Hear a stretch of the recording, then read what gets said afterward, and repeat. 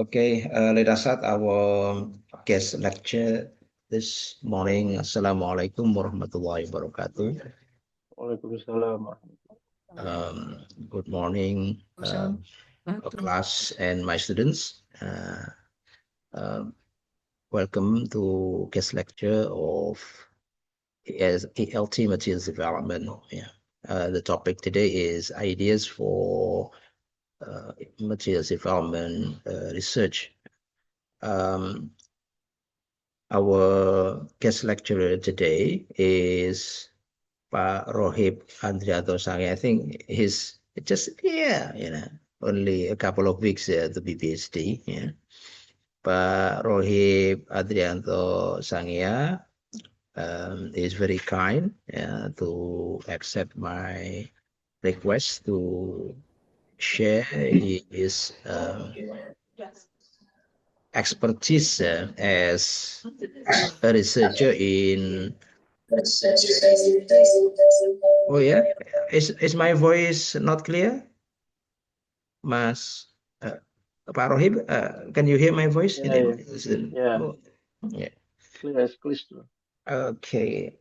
Mbak Fariha, I think you need to be out of that room, get a different room because all the regular students are in the same classroom at the moment, but I took a different room at the moment. Yeah.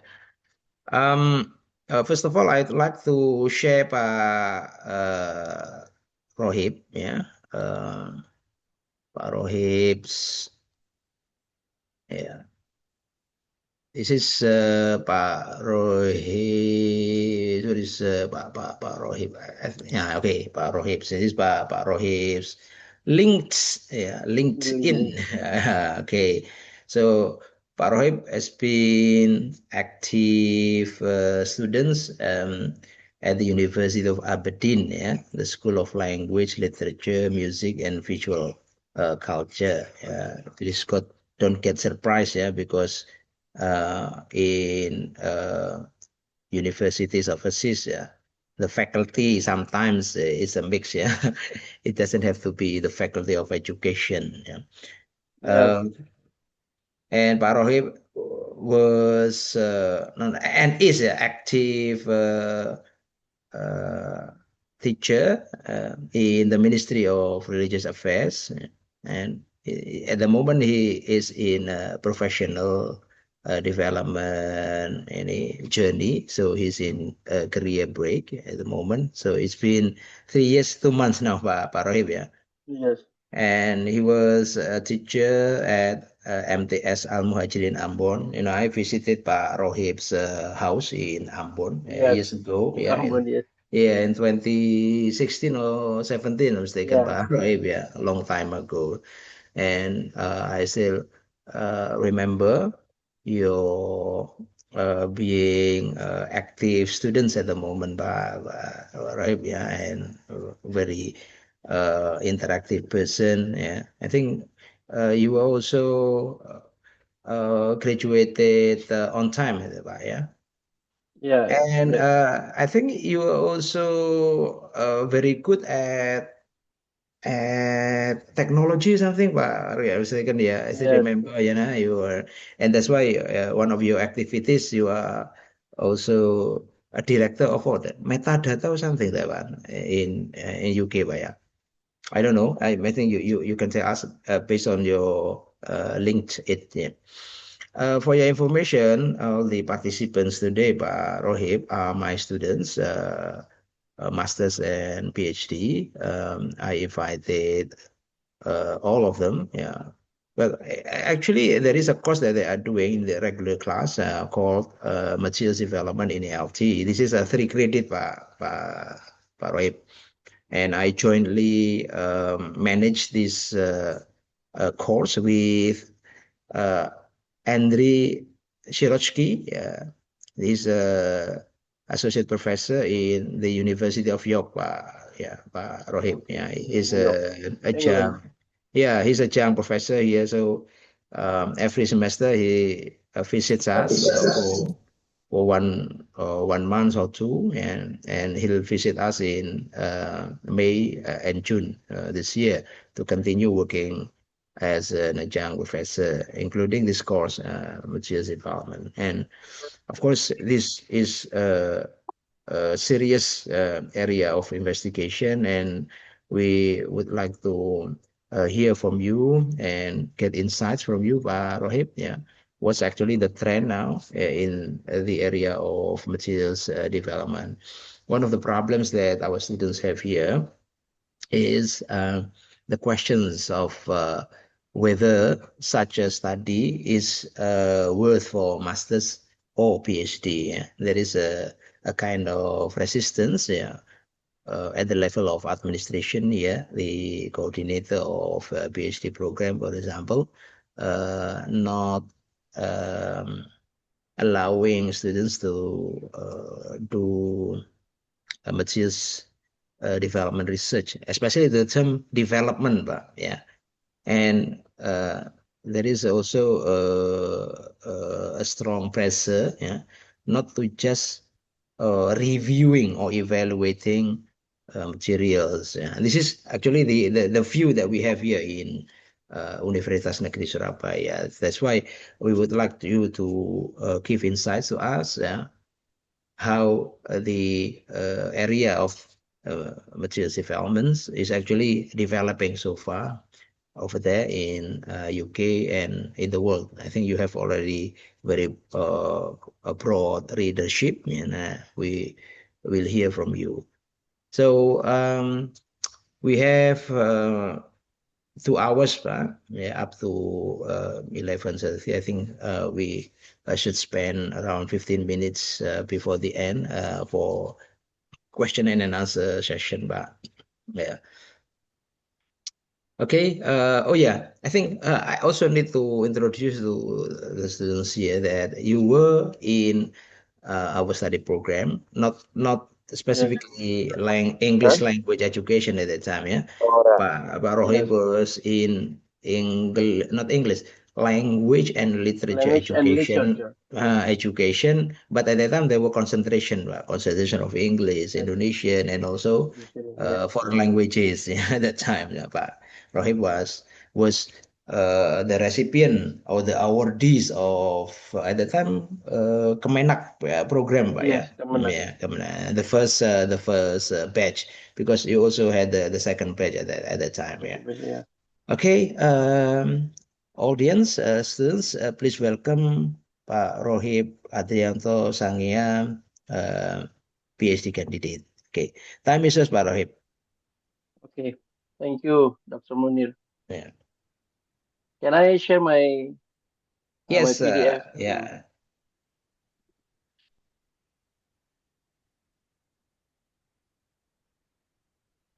I don't know how to share screen. Oh yeah, share over here, right in the middle. There is a share, something like that. Okay, share. Yes. Yeah, yeah, and better share Um. your entire screen, but yeah, so that it's um movable. Yeah. Okay, Okay. yes. Okay. Uh, okay. I want to introduce my name. My name is Rohib. Dr. Munir has introduced me very well, and this is my 4 year of my PhD journey. And Mr. Munir, or Dr. Munir has taught me very well, so I become a PhD student here. Uh, we speak in English or Bahasa? I think better in English, so that we can, Okay, okay, we can force them to listen to, okay. yeah, Scots Yes, we English, speak huh? in English. Yes. Okay, as you can see in the Yeah. screen that my first slide is has title Researching English Language Teaching Materials. What I want to say that I want to say that research English teaching materials, academic investigations, and the key terms of materials is artifacts. So many scholars right now um, place teaching materials as an artifacts that shape how language is acquired, evaluated, and transformed. It means that there's a research agenda that the object is the teaching material, language, English language teaching materials, not only for the textbook, worksheet, or digital platform as a dead things or as static things, but teaching material as artifacts that has that becomes dynamic and shape how teachers and students, uh, teachers teaching the language as well as the students acquire the language. I prefer to use acquire rather than learn because, like Chris say, that acquire means it don't need any effort, much effort like learning, but they can acquire, they can have it without conscious. They are using and getting the language, using and understanding as well as going to the meaning making of the certain language. So the artifacts here is very important in terms in the scope of applied linguistics. So I want to say that even though I learn about English learning or teaching English, but I'm working here or I am belongs to School of Language, underbow of linguistics. So in my PhD, I'm going to get the awardee of PhD in linguistics, not PhD in education, because of what I'm doing is mostly in the applied linguistics rather than language education. Okay. The phrase shape how language is acquired show that the materials is not neutral. Materials usually, or most of the time, giving some affections, the effects, the input, the interactions, opportunity of the mimicking for the each students. It means that students acquire vocabulary, grammar, discourse patterns, pronunciations. Is very depend on how material is engineered. So the material, the teaching material, or the learning material is engineered, is compiled, and is used. The course book usually, for example, has a control practice or communicative tasks. Um, Most of the time, they use native speaker norms, global English as orientations, and then uh, it becomes acquisition in this context. And then the terms evaluated means that it's not only judging this book or this material is good or bad, right or wrong, but in terms of academic inquiry, material evaluations focus on criteria-based analysis towards relevance, authenticity, linguistic grading, inclusivity, accessibility, cultural representations, skill interrogation, assessment alignment, and learning outcomes. So you see that there are many aspects in here that can be the objects to be becomes the object of the textbook to be analyzed. I want to stress on relevance, authenticity, linguistic grading. Linguistic grading, I always remember Dr. Suwono always said, uh, grading reading, graded reading, if I'm not mistake. So usually the students got the reading materials that has like steps from the from the easiest one to the hardest one. So and then the third terms, key terms is transform because the teaching materials is always transformed in our real life.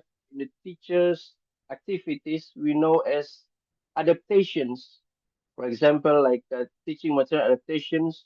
So not all the textbooks is used by the teachers.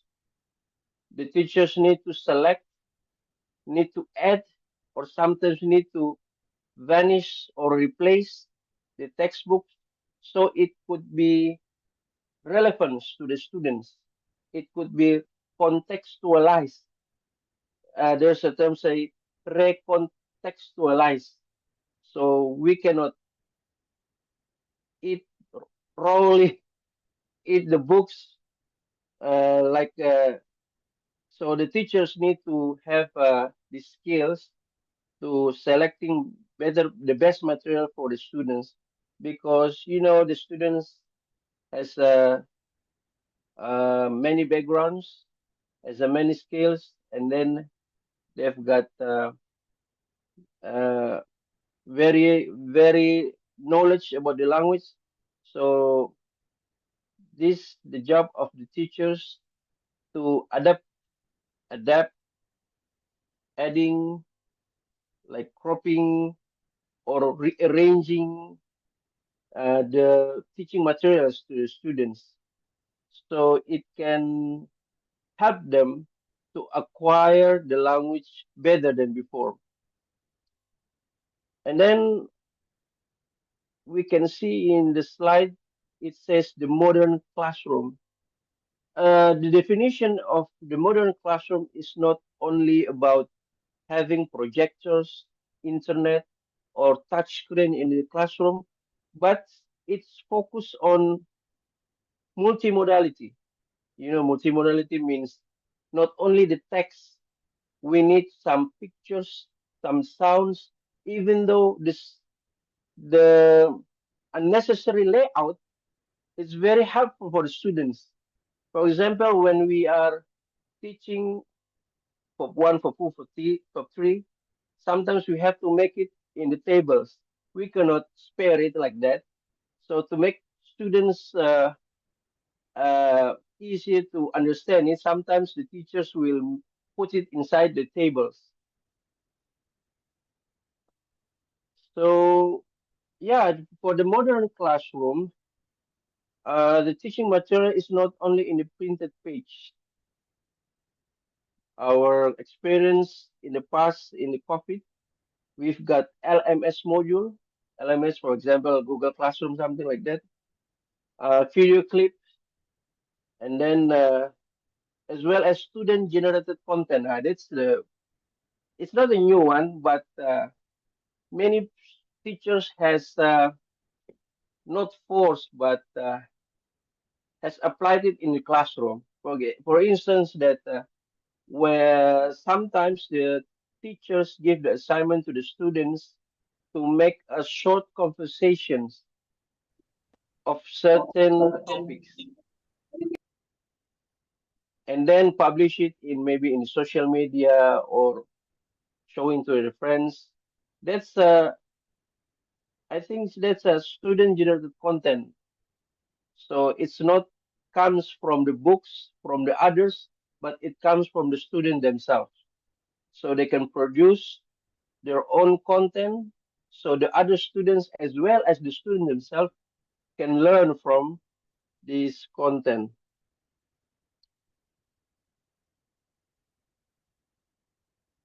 Sorry. Okay. Now I'm going to tell you about Professor Nigel Harwood. He's a professor of TESOL in Sheffield University. Uh, if you know Edensor Village, yeah, that's near Sheffield cities. Okay, in Nigel Harwood proposed that there are three lenses of examining educational artifacts. Like I said before, that I'm working with teaching materials examinations. So my master's thesis about assessing the textbook for Indonesia. So in examining educational artifacts, so Nigel Howard gave three lenses for them.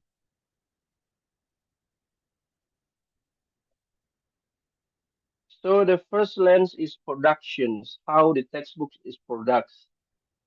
The productions give the researcher to ask how this artifact is produced, for whom, by whom, or under whom supervisors, supervisions. For example, is it from the companies, from the commercials, or from the governments? So the focus is not inside the pages, but it's more than um,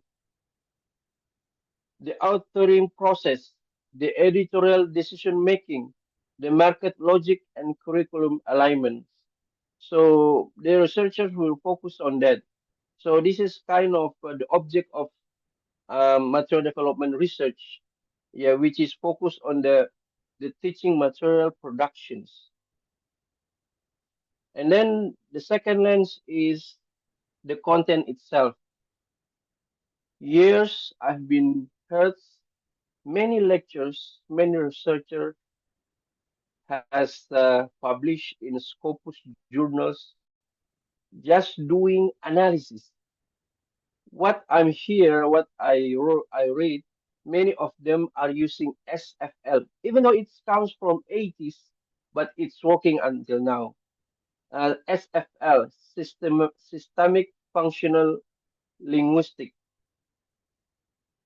So from the SFL, that's like surgery knife, how to open something that we cannot see inside the textbook, in the content of the textbook. So the content analysis is working with discourse partner patterns, implied learning outcomes. So the researchers will find out what things that had been smuggled inside the textbook. I said smuggle. Usually it's like doctrines or ideology inside the textbook.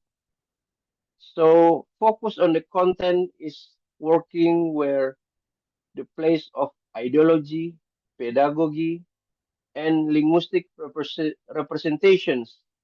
It's like ordinary forms, but actually it promotes something about the language, the cultures, the identity, and the competence. So the first lens is productions, how the textbook or uh, text material, teaching material has been produced, how, who, why they produce it, under whose authority, and the second is the contents inside the textbook, and the third is the consumptions, how the textbooks is used by teachers and learners. You know, the consumptions means how they consume it, how they use it. So it's very important because it's not automatic. The textbook is automatic, even though it has been published and right in the certain structures. But in terms of consumptions, these artifacts, this researcher will working with how the artifacts is read, is like defined, adapted, and negotiated, even though sometimes was ignored by the user in real educational system, educational settings. So the functions of teaching material is not finished when the design is finished. So it will be it needs to be redesigned, recontextualized by the teachers and learners, so they can use the teaching materials as efficient as possible.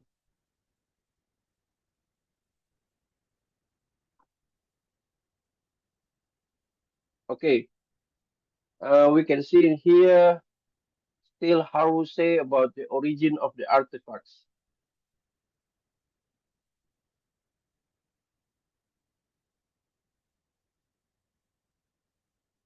So the origin of the artifacts focus on the production level of the textbook.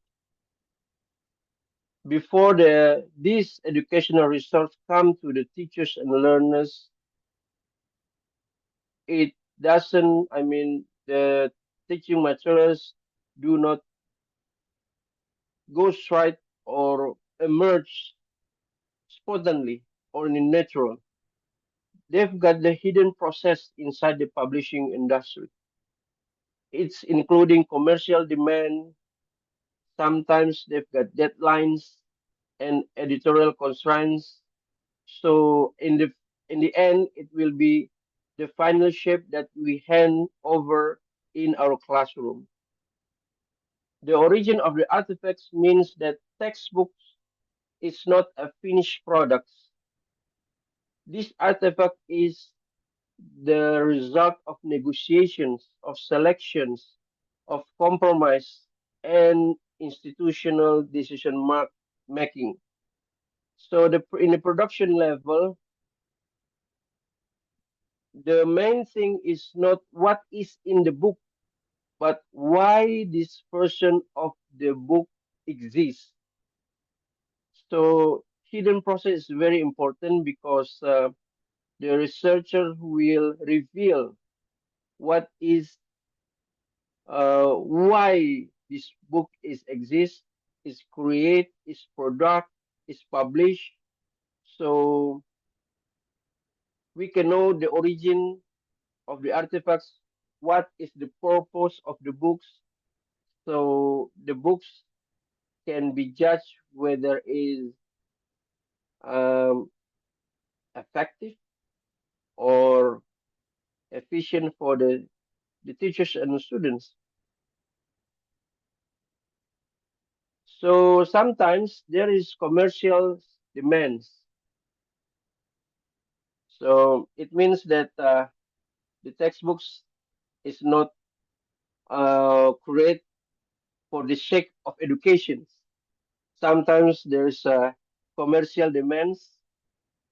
Some people needs to make money, and that's how the world works.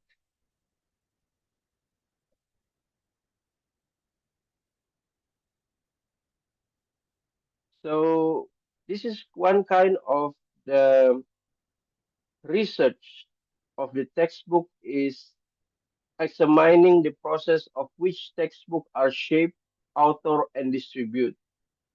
For example, from you know, textbooks is very good business. Every curriculum changes means new books, means new printer, means new, like funds, something like that.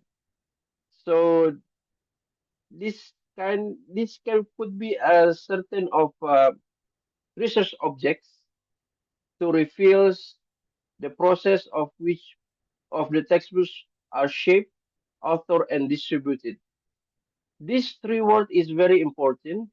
Shape means the process of making it like that. Author is how it author and distribute the circulations because sometimes the circulations um what I'm saying is because sometimes the certain book has a certain circulations. Sometimes it was focused on certain sections or certain segments, but not for the others. So that's maybe a glance of the origin of or what we're saying as the productions lens of the research in teaching materials.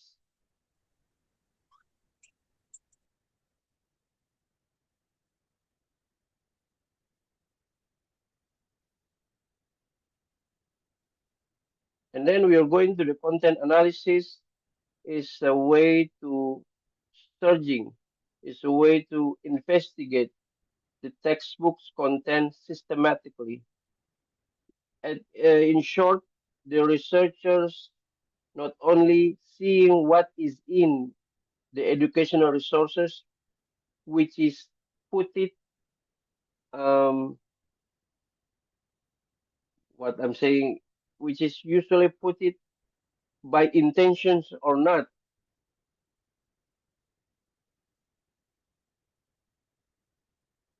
So the researchers need to evaluate the text, focus on linguistic accuracy, pedagogical value, and cultural representations. This is what I'm working with my thesis right now. So the textbooks is not only a bunch of exercise, but a constructed artifacts, which bringing a certain language, a certain methods, as well as a certain cultures. Linguistic accuracy means the accuracy of the language itself. It's focused on the grammar, lexis, discourse, partners, register, collocations, and then authenticity of the usage. In content analysis, the basic question is not uh, the basic question is not whether the sentence is right formally, but focus on the language input.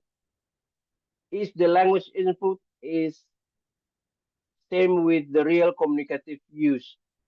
Is related to real communicative use?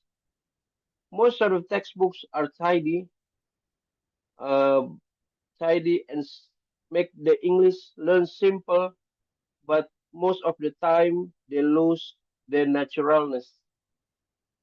And in this case, the researchers need to address this kind of issue, focus on the content analysis.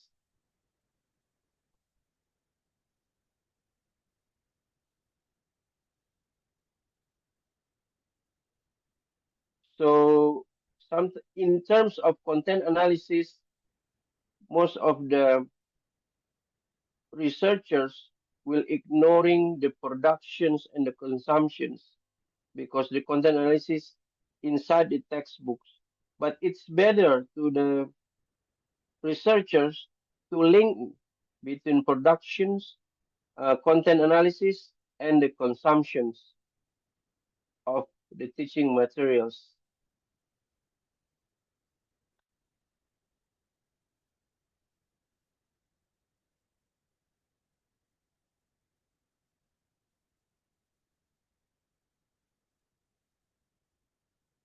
Artifact in active use, it's what is in the lens of consumption, of consume.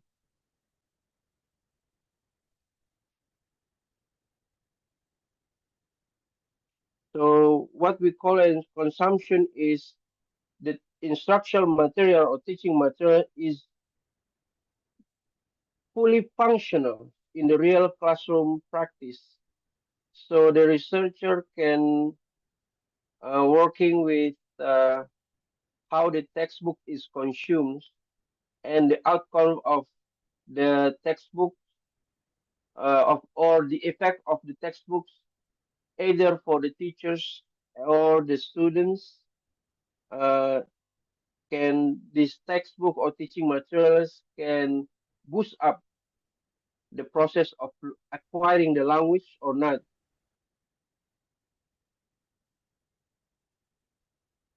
So the consumption research it refers to the investigations about how the textbook is used and then appropriation of the textbooks as well as negotiation of the materials.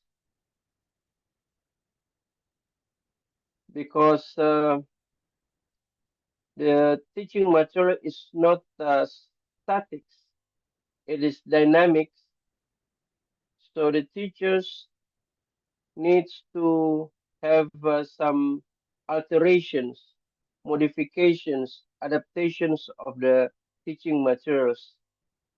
So sometimes the teaching materials have been prepared by the producer, producer or the published company.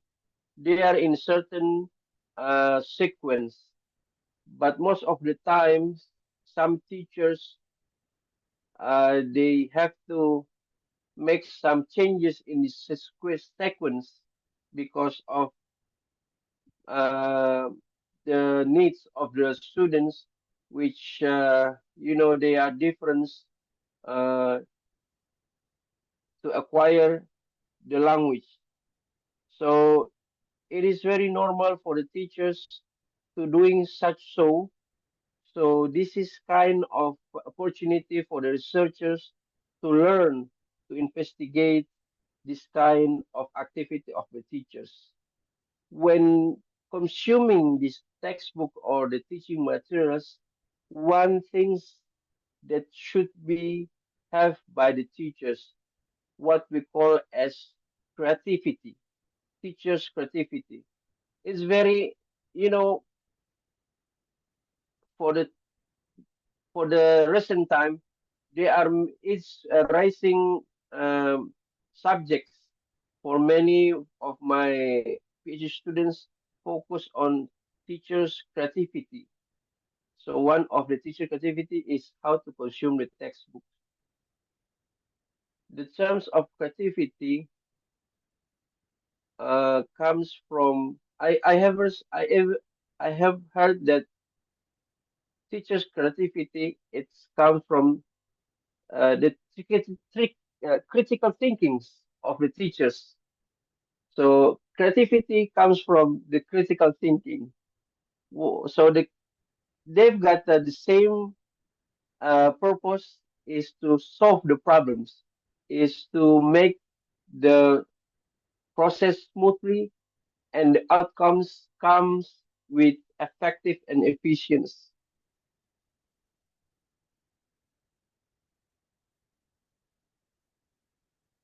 So the terms adapt is very complex because adapt is not only to cropping several exercise. Sometimes they have to res resequencing the task, simplifying instructions like what we call as scaffoldings the materials. So the teacher, the learners who has very low resources and skills, they can adapt for the new skills. And then there is extending this discussions. Sometimes the teachers give the uh, discussions of materials out of the textbooks. So that's what we call as adaptations of the textbook, as well as most of the time teachers will add local explanations. Sometimes they use local language, so makes the students can engage to the certain language. So the resistance is not the options. The teachers have to be flexible in consuming the textbook.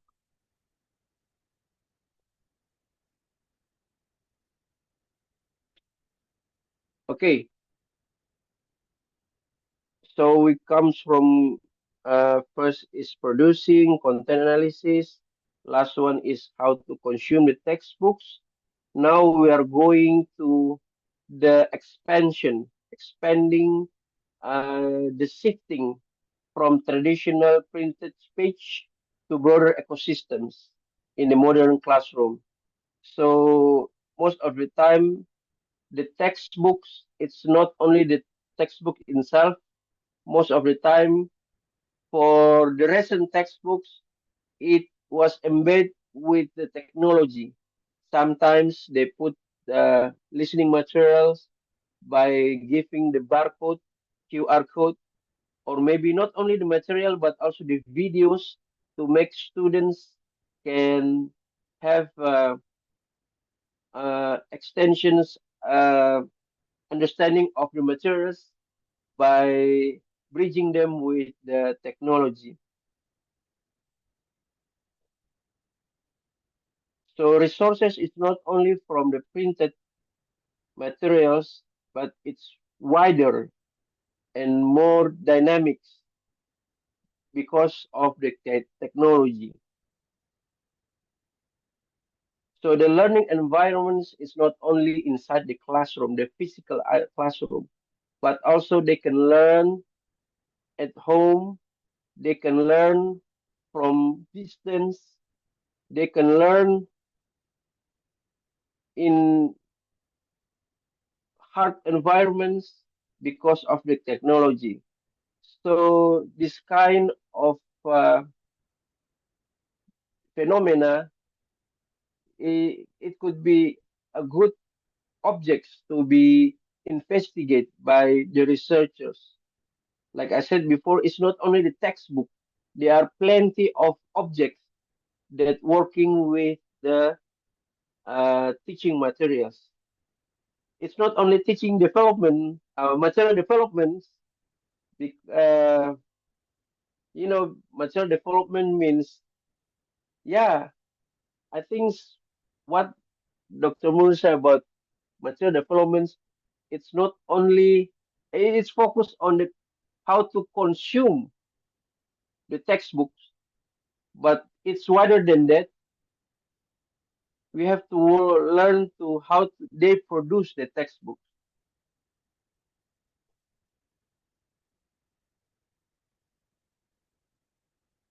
So digital platforms, online media is very useful. It is out of class stimuli for the students so they can acquire the language. So the hard implication is the analysis unit should be wider, broader. The researchers not only can investigate intended materials, but also adjacent material, including how it used uh, with a certain methodology.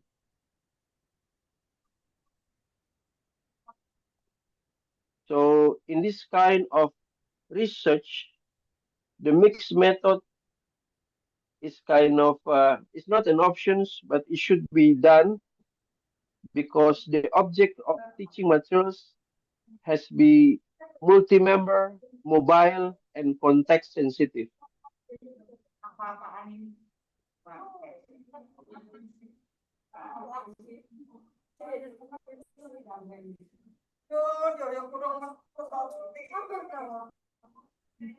Okay, the next one is global artifacts. I mean, global textbooks versus the local textbooks.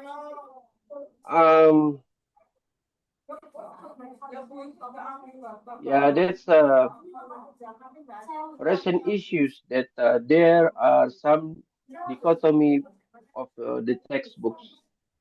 There are many global textbooks has been fed to the students, especially the school which use international curriculums like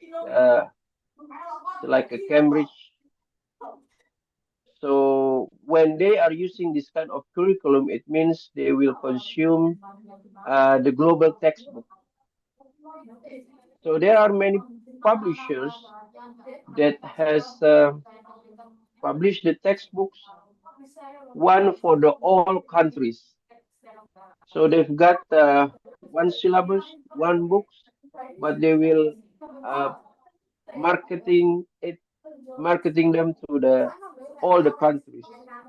But There are certain scholars that says that localization is better than global textbooks.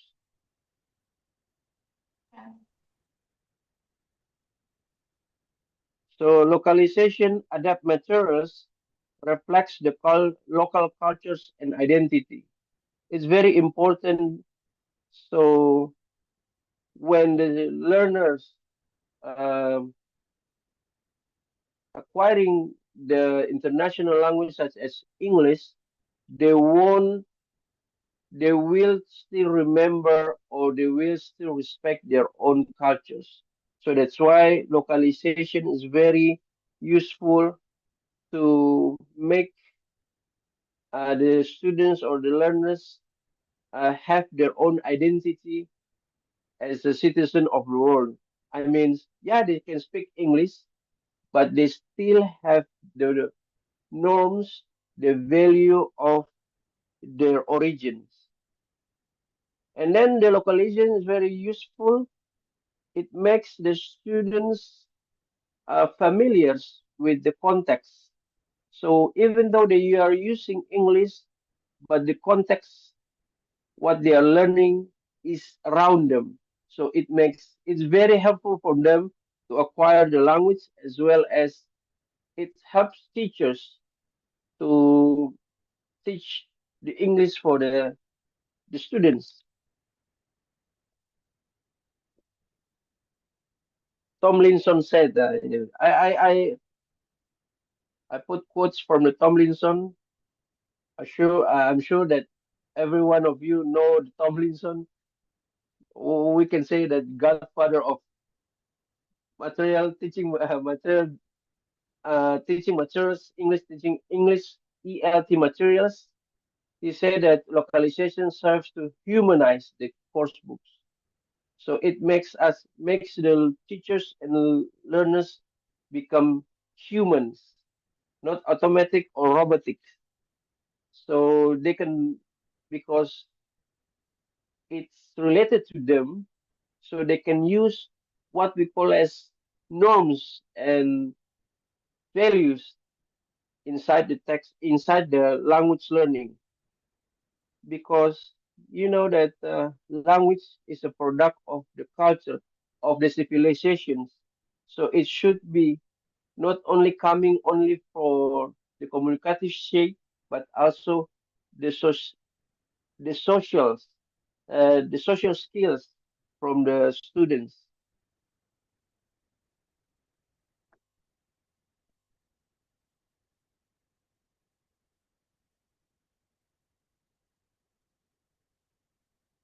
It says that constructing meaning through multiple channels. Multiple channels means it's not only for seeing, but we can hear it, we can feel it, or we can imagine it. So the terms is multimodality. It means more than one models. It focuses on linguistics, visual and auditory, as well as spatial resources. Because, you know, spatial means sometimes they always say, what is spatial skills or spatial? Uh, it's very complicated. Spatial means a certain individual can know the positions, can what can make some positioning for certain things because position is very, you know, uh, very important. It makes people recognize things from their place.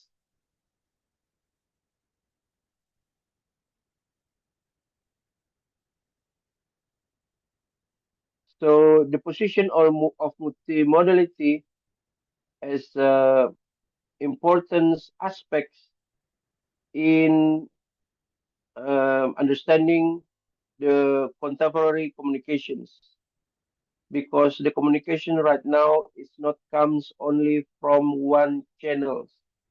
There are many channels. Sometimes people don't read, The scoring the TikToks means they put their visuals and audio as well as they read the captions. That's what we call a multimodality in contemporary communications. So it will coordinate interplay. So it runs simultaneously between linguistics, visual, auditory, and spatial resources. This is the very good objects in research, not only for the text analysis, but also we can go to a multimodal discourse analysis. Yeah, you might be hear about discourse analysis. There are many. There are critical discourse analysis, multi model discourse analysis. Yeah, that's analysis is very useful to know how the language, how the language is produced, how there is meaning making there, how the language has the power as well as negotiations using the language because of the presence changings is getting complex. So all what we call it. So people not only read but also hear, watching, and so on to get the informations and to communicate. What we are going to, it must be the last one. So from the consumers to creators is working with SGMS. So that's the student generated materials, not material development, not material reviewing, but now student generated materials. It's very, it's relative new here because of technology.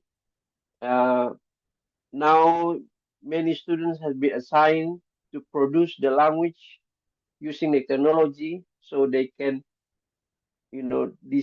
disseminate their skills. They can produce and show off their skills with the technology. So from the student generated materials, both teachers and students can working together to make the students can get the purpose of or can acquire the language because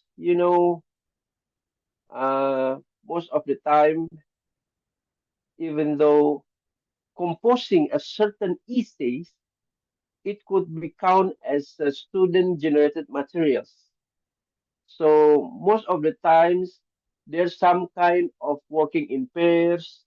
um what is it, like working in pairs, and then they are switching their writing or the product, the language product, or they've got a certain interview or dialogues.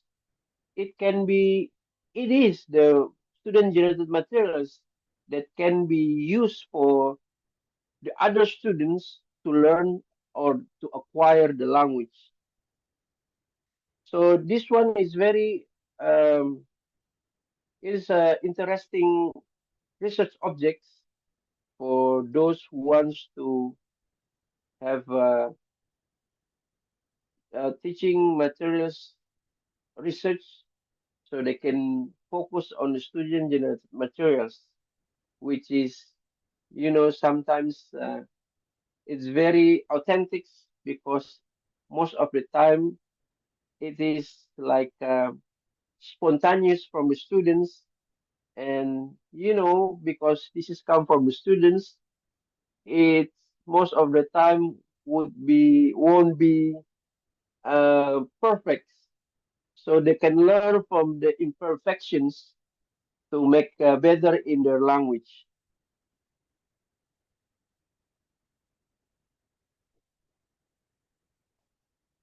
So the last one is the dynamic natures of educational tools.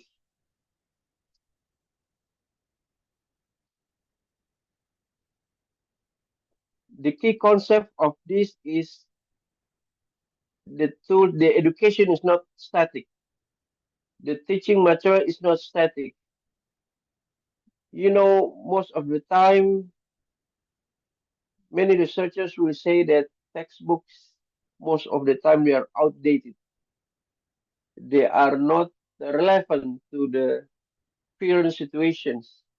They're full of old knowledge, but of course, it depends on the teachers. So in this time, it needs more research to how the teachers consume or using or adapting the textbooks to make the classroom more more life.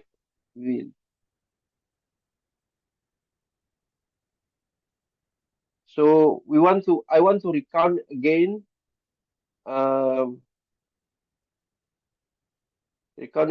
but about my presentation right now is we have to remember about three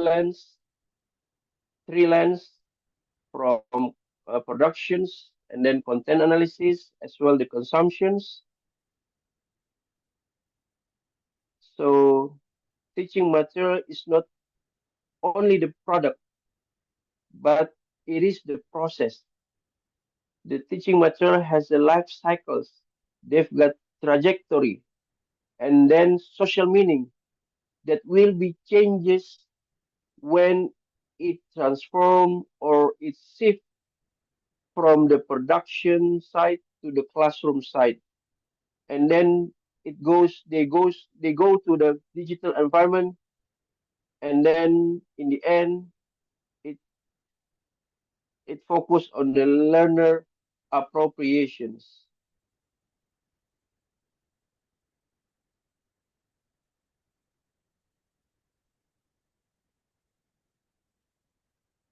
Okay, I think that's all of my presentation today. Yeah. Thank you very much, Rohib, for the presentation, especially because the coverage of your presentation. This is exactly what I wanted you to share with us. So Pak Rohib has already shared with us possible areas, yeah, of investigations in the area of in ELT Teaching materials development, ELT materials. materials development, and then you have touched the issue of development. Yeah, in that sense, it's not simple, yeah, if the focus is on materials development, yeah, because it has to cover the three aspects, yeah, Yes, production, and then what, yeah, productions, content, content materials, and and consumption, consumptions. consumption, yeah. How the Uh, teachers use the textbook. the three the three Freelance. stage, yeah, three Yes, lenses, yeah, yes, and for PhD students, if you reflect on your your own PhD thesis at the moment, Pak, which lens are you now in, Pak? Production, contents, or consumption, Pak?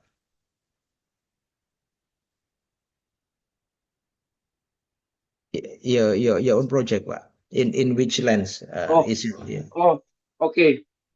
Actually, I'm working with content analysis.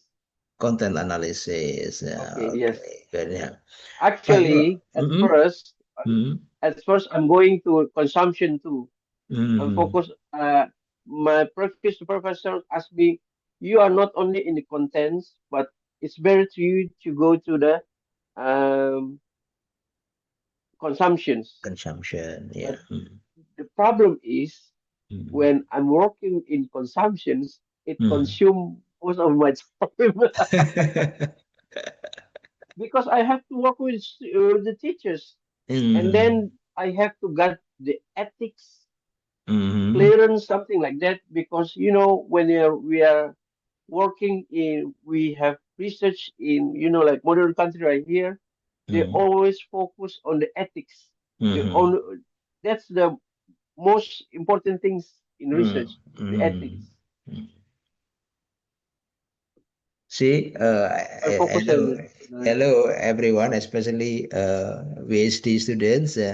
Pak Siswanto, Pak Anto, come on, Pak Anto. Yeah. So, let me invite my student, Pak, who is now working on that. We'll read the questions, Pak. Yeah. Let me invite my student, Pak. Pak Anto, Okay. Anto, Pak Anto. Wah, mana ini anaknya ini? Halo, Pak Anto. Ini Anto Siswanto. Wah.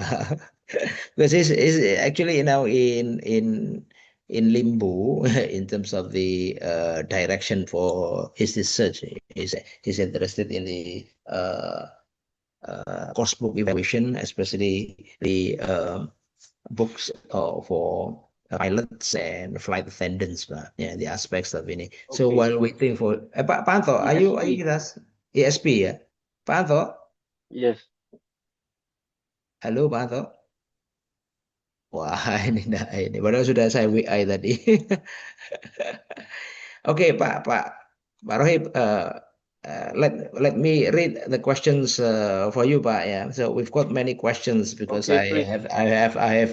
I have to. If you go to the chat box over there, and I have already shared with them Harwood, the book. Yeah. Okay, Pak, one of the questions that I want to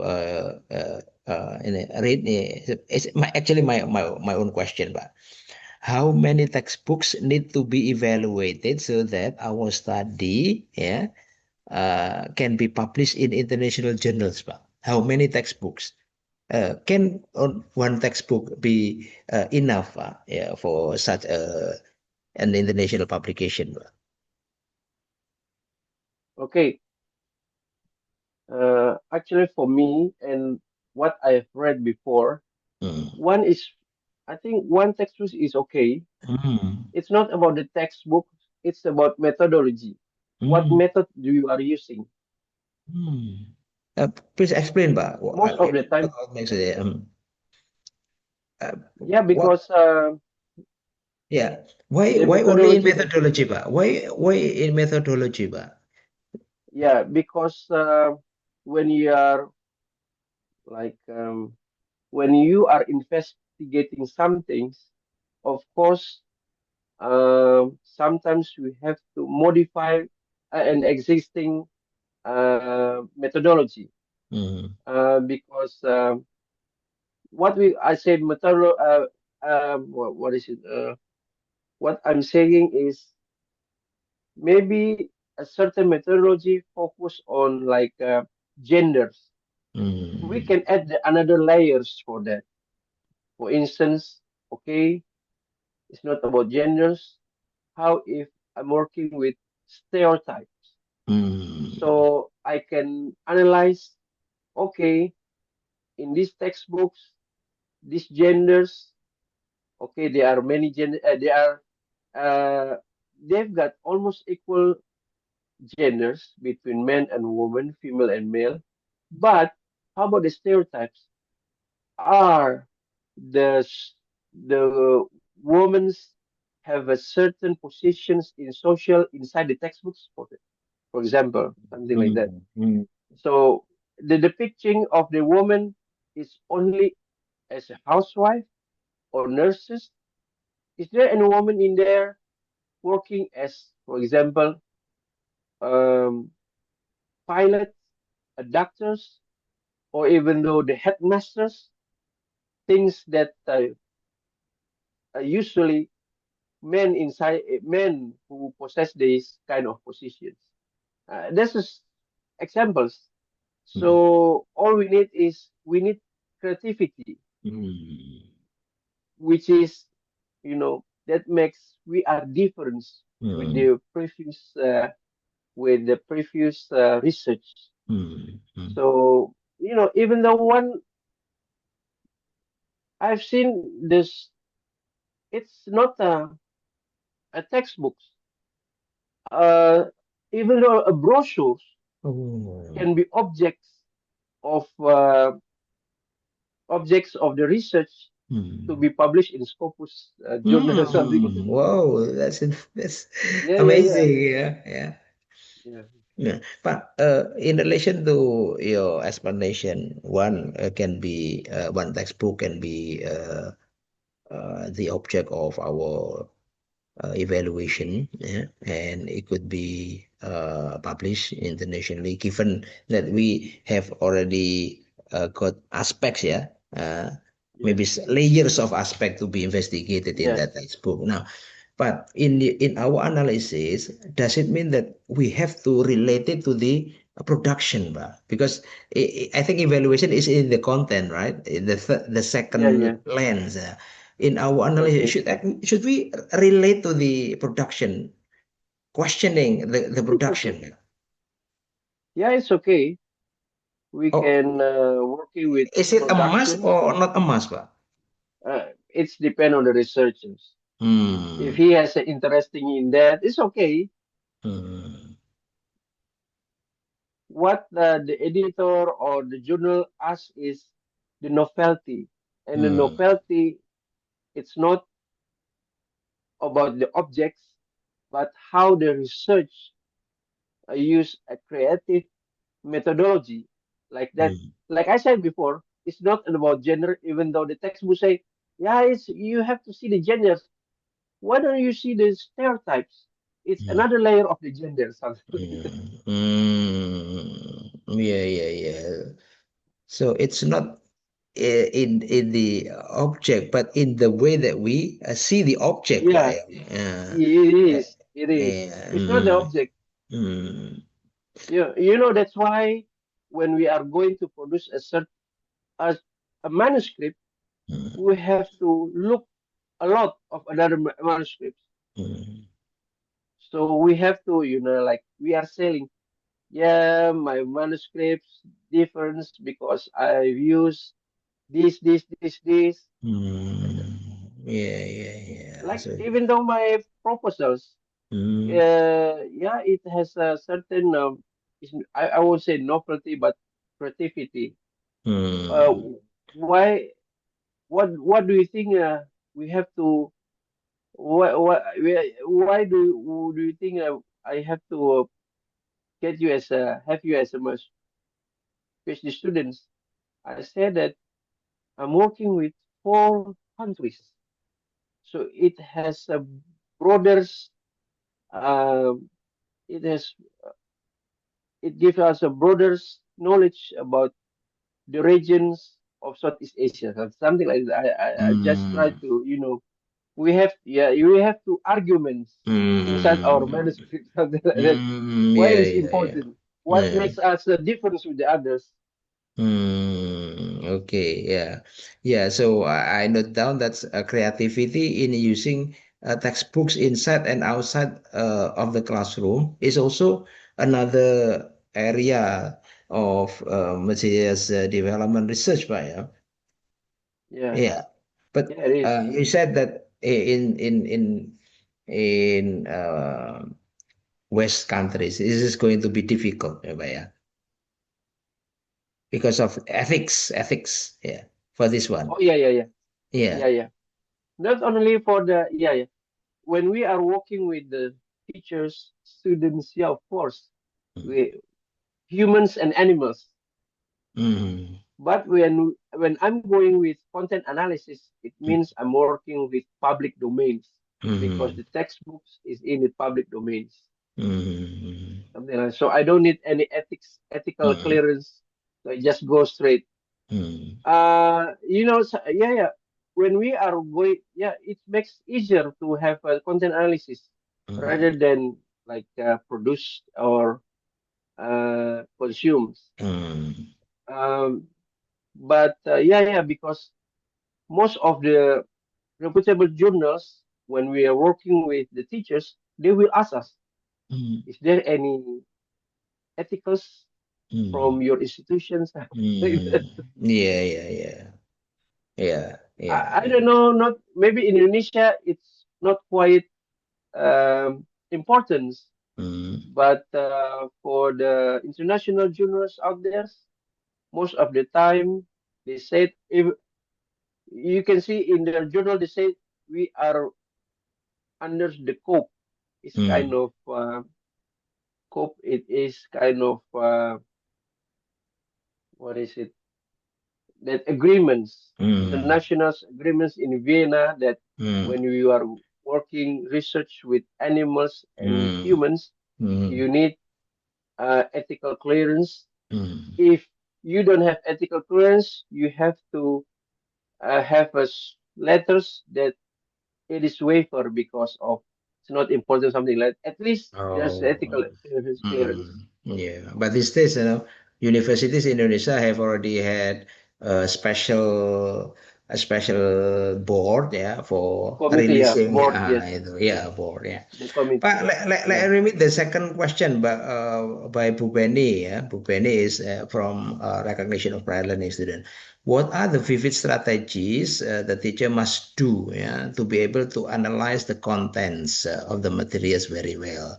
Vivid strategies. Bu Penny, can you explain what you mean by vivid strategies? Bu Penny, join us, Bu. Yeah. Yeah. I mean, yeah, we need kinds of tips for our English teacher how we can analyze the content material in a specific way. I mean, thank you.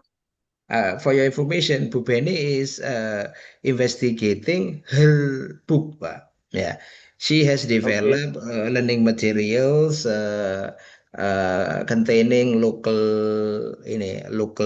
legends. Stories, What local do you stories, yes, oh, yeah, local a story? stories local stories, of Yeah. villages in my hometown. And okay, she is now asking, yeah, the teachers and students who use, yeah, the book, of their experiences in using the books. Yeah. In your view, Pak, yeah, Pak Bu Penny, yeah, is actually in the, I don't know whether she is actually in the production and consumption, Pak, because she is the yeah, the producer. consumptions, Yeah. yes, And also, yeah, she was the producer of the textbook, but yes, the book, the textbook, yeah. yeah. Okay. What's the, can I you think answer that question? Strategies it's a to be able vivid to or connect. maybe the easiest way to like that, the easy Mm. way to how to evaluate your books, something like that. Yeah. Is Yeah, it? Bu Penny, strategies for the teachers to be able to analyze the content. Yeah. Yeah. Okay. Yeah, the most the easiest way is you can find the evaluation based criteria. There are many. There are 60, 90, there are many experts, many authors have published uh, the criteria, the aspect, or even though the checklist how to evaluate the textbook. That's maybe the simplest things. Okay, first Does one. she The sec. does she have to adapt it, or just can she adopt it, Pak? I mean, the list, if you've got the list of the Yeah, yeah, yeah. He evaluation. can adapt. He can adapt it based on his experience or the things that he want to focus on. Mm, Like I said before, we can add layers mm. in this kind of aspect, something like that. So we can put. It's like we are working with skills. We put meta skills, meta skills, something like that. The Oh, layers yeah, yeah. under the.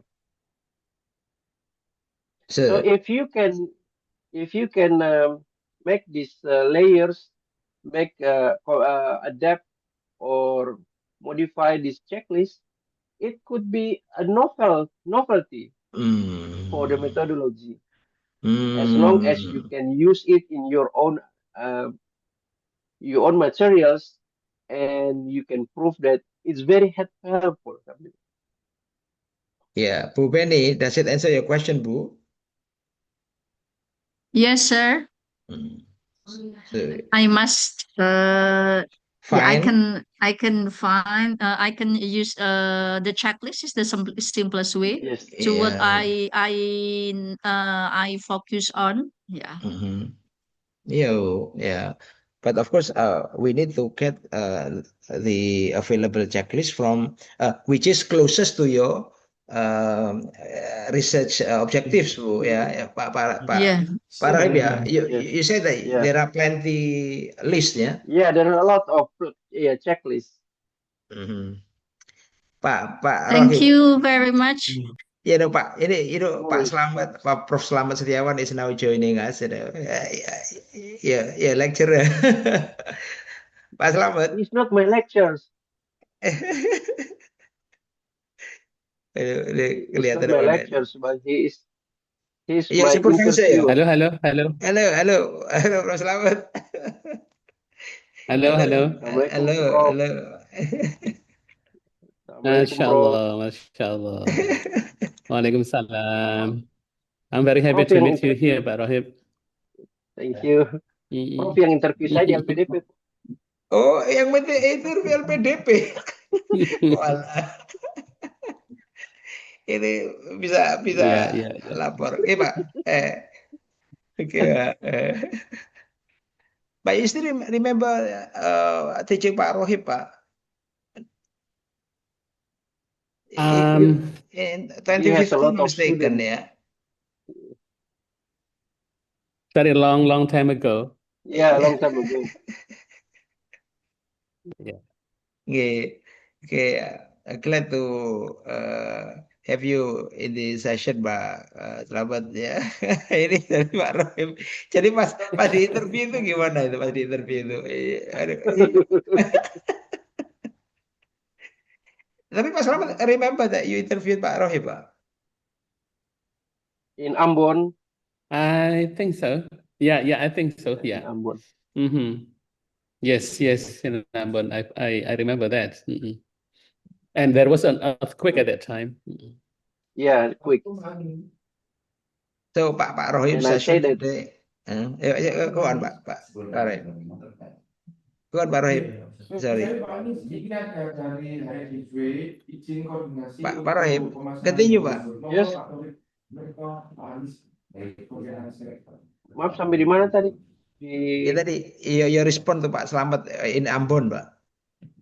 Yeah, in Ambon. So yeah, that time you weren't. Yeah, it's 2019 before COVID. That's correct. Before COVID, yes. And I send you my supervisor in New York. My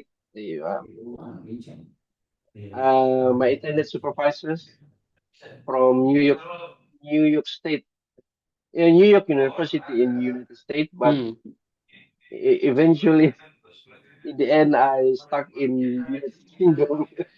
But it's okay. Yeah. Good luck then. Thank you very much. It's very kind of you. Okay. Thank you, Prof. Slamet. We'll continue question and answer the question, Pak Rohib, ya. Okay. Yeah, Pak. Another question is by Bu Vera. Bu Vera, will you read the question directly, Bu Vera, to Pak Rohib? Yes, wait, sir. Yes, please. Okay, my question is, how do artifacts such as textbooks and classroom displays influence language acquisition in modern classroom? Thank you, Pak Rohib. Okay. The artifacts influence. Can you repeat again your questions? The artifacts can influence Can influence language acquisition in modern Okay. classroom. Okay. How, in what Language ways inversion in. artifacts Yeah, in can, what ways? uh, Okay. Okay. Thank you. What we calling with artifacts, it's not only text. That's many aspects. It could be sounds, it could be colors, it could be lines, and also the spatials, the positions of the certain artifacts. So when this, it's depend back to the how the teachers consume the textbooks.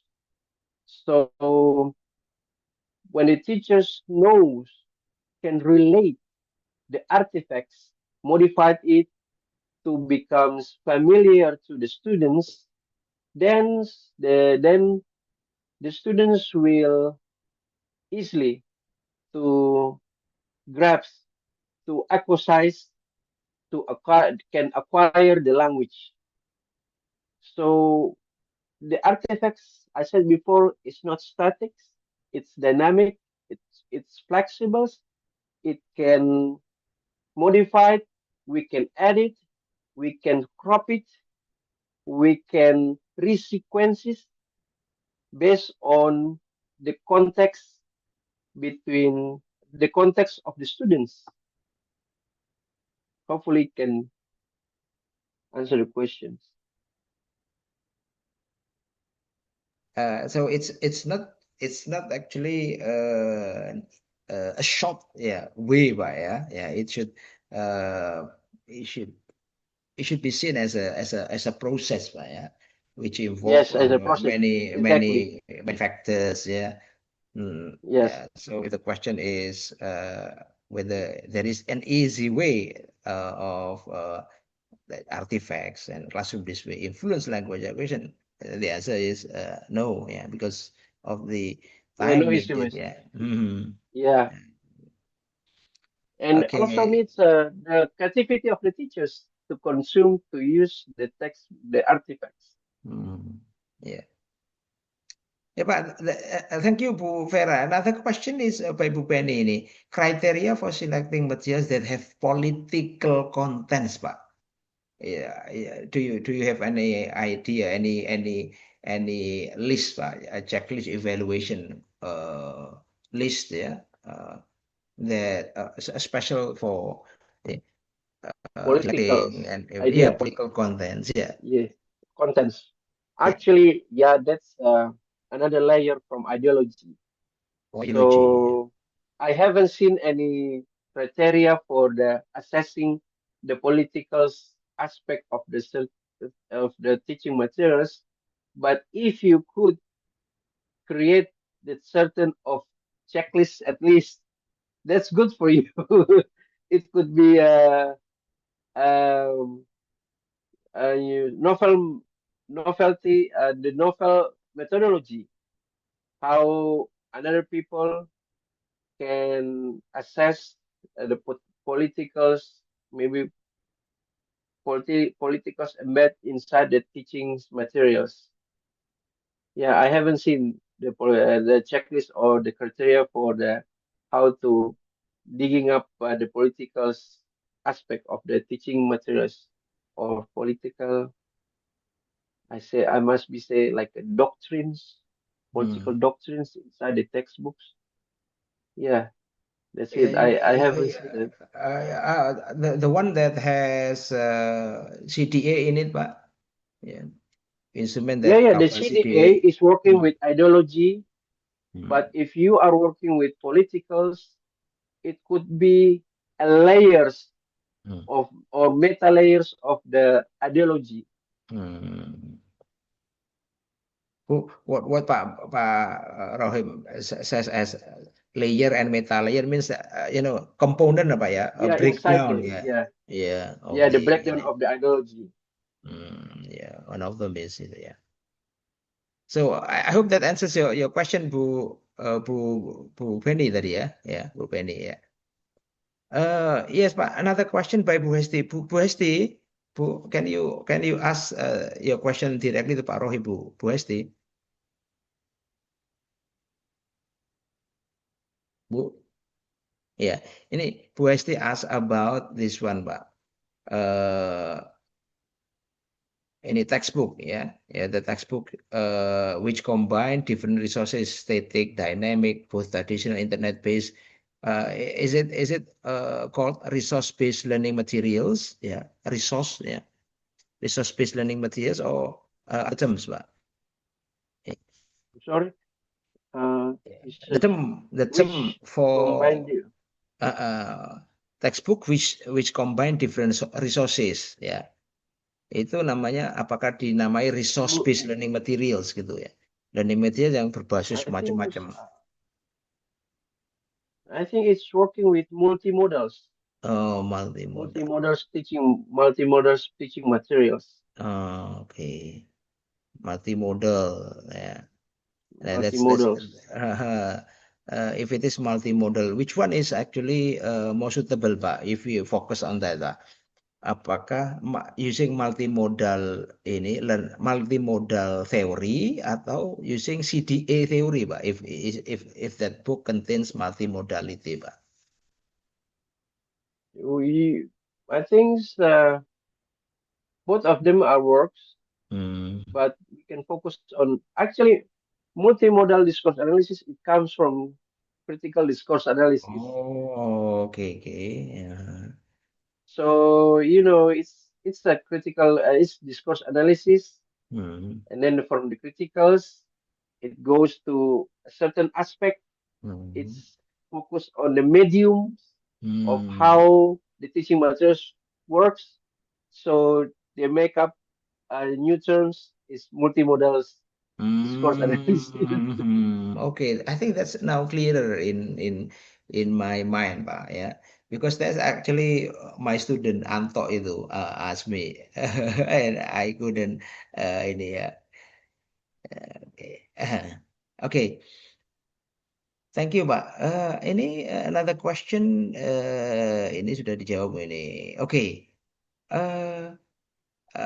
Ini Bu Sri. Halo Bu, can you ask your question directly to Pak Rohib, Bu Sri?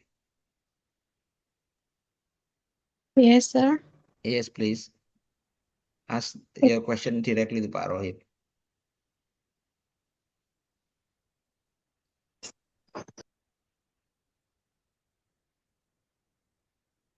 Bu Sri? Sir. Yes, please. Yes, I want to know relate about how to apply such like learn in there and also uh, teaching learning in there and also teaching learning in Indonesia. What is the difference using a multimodality and also using artifacts as like textbooks, sir? Okay. What is the difference? There Can you means give your experience when you teach there or maybe Okay. visiting I haven't some teaching school there? here. Oh, I see. Yes, sir. I haven't taught. So what is the difference between in Indonesia and also there, sir? Using artifact and also multimodality teaching, maybe using such like media or technology, such like that. Okay. Number one, Thank it's you. not easy to Thank you. Number one, it's not easy. You're welcome. And number one, it's not easy to become teachers in here because working with the children means working with vulnerable peoples. It's not easy. First one. The second one is I haven't teaching here. I haven't got teaching here, but my two kids were attended schools in UK. So usually 4 months we have parents visiting. We come to the school and see my children's works, and then sometimes we have they've got some kind of what is it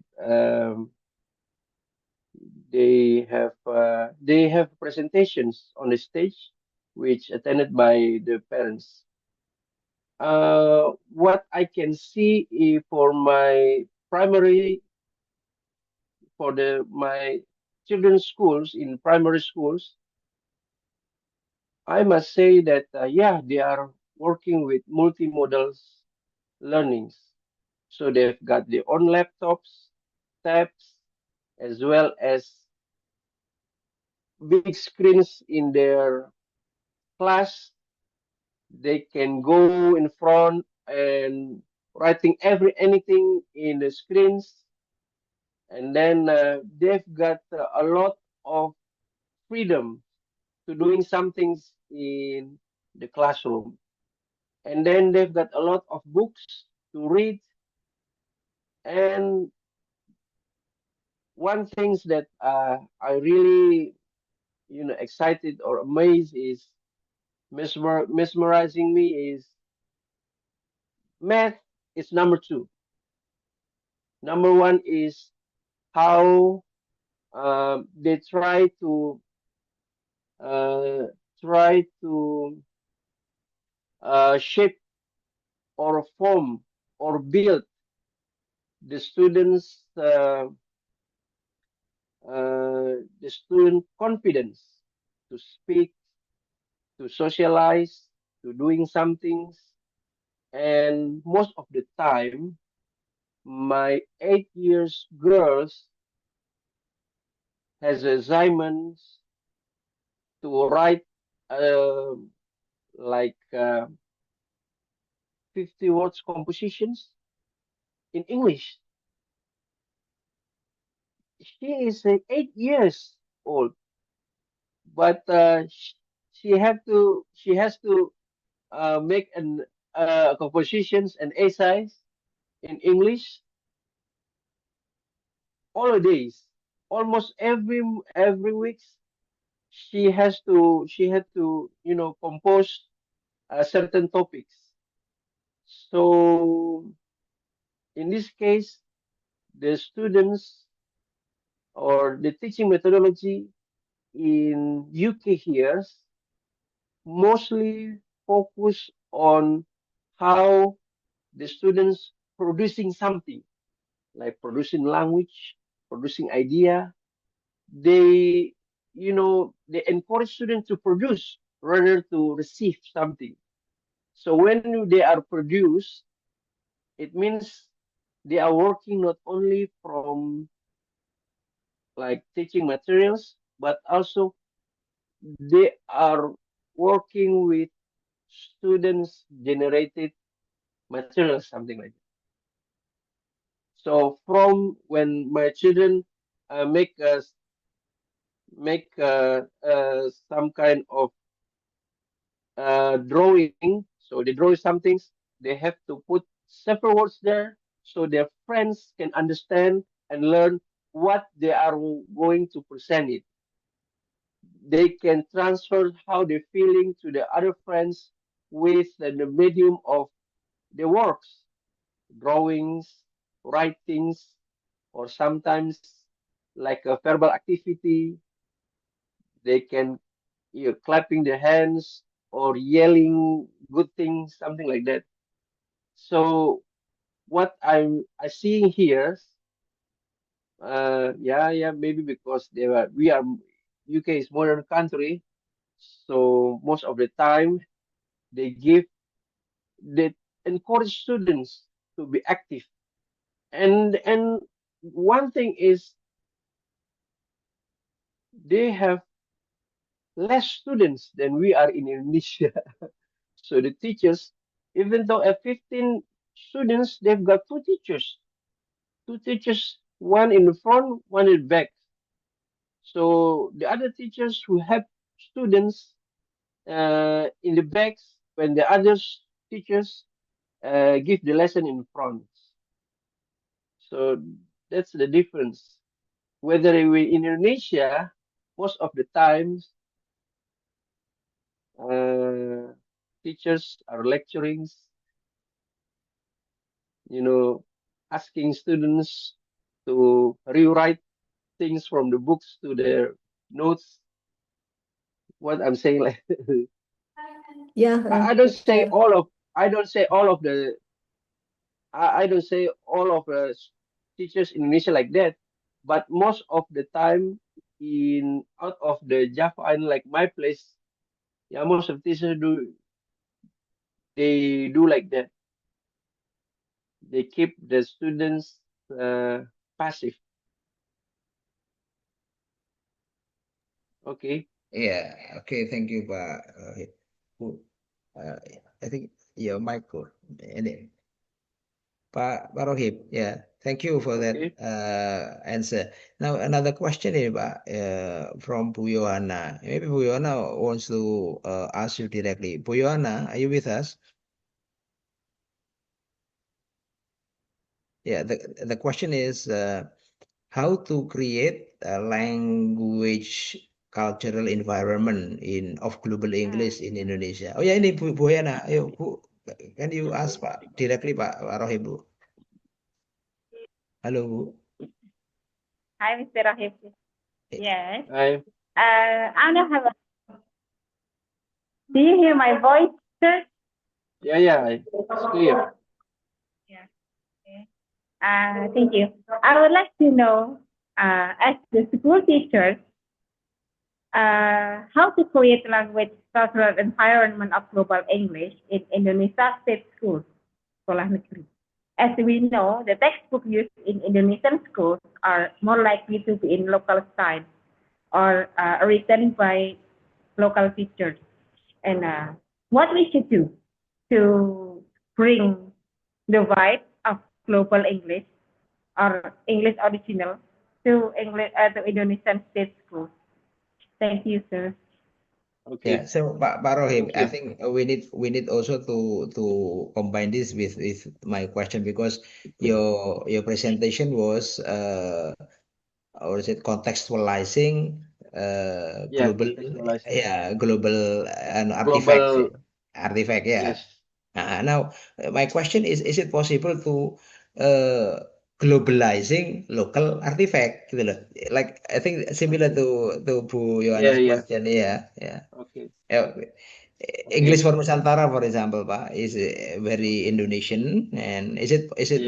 is it possible to make it global, ya, gitu ya, ya Pak, Okay. please, thank you. Okay. Uh, what we are saying about global and local is about the contents. It's not merely on the language, but the contents. So maybe most of the state schools, the textbook from the governments, yeah, they focus on the locals' cultures to promote inside the textbooks, so it can relate it to the students. But yeah, like Bu Johanna said, how to promote the global cultures. Again, it's focused on the consumptions. It means that you have to go extra miles. You have to add by yourself about the global context, the global cultures. So when we are working with like the Candi Borobudur, for examples, you can add the other place around the world, for example, pyramids or big bens in London. You can add it. You can add by yourself. So that's why I said you have to go extra miles. You have to put another PPT for your students, something like that. Or maybe you can give them assignment, the assignment. Okay, today we are working with the Candi Borobudur, description of Candi Borobudur. Now this group working with the description of Evels, towers, the others working with pyramids, the other working with Great Wall China, something like that. So it could be you complementing. So in these terms, yeah, like I said before that, yeah. You are right, Dr. Munir. We have to ideally we have to harmonize, we have to balance between global and locals.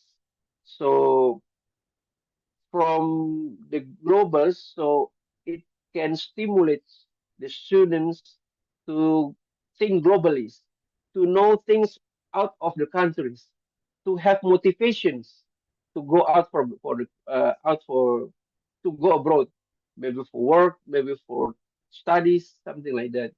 That's a good motivation for the students too. when we put the global cultures inside our classroom. So just change the Hopefully, context, yes, sir. Yeah. Change yeah, the yeah, context. The yes, from Indonesian local to international vibe. yeah, It, international, yeah. yes. So you can I add have it. You can, yes, sir. yeah. Hopefully, it. Yeah, you have to go extra mile.